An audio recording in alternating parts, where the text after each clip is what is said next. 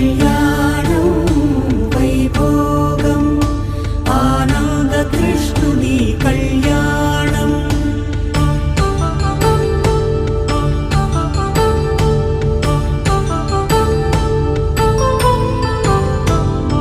పసిడి కాంతుల్లో పద్మావతమ్మ, పసిప్రాయముల వాడు గోవిందుడమ్మ.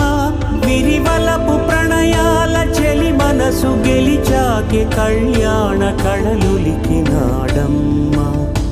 ఆకాశరాజునకు సరితూగు సిరి కొరకు రుణమైన వెనుకాడలేదమ్మా. కళ్యాణం వైభోగం శ్రీ శ్రీనివాసుని కళ్యాణం.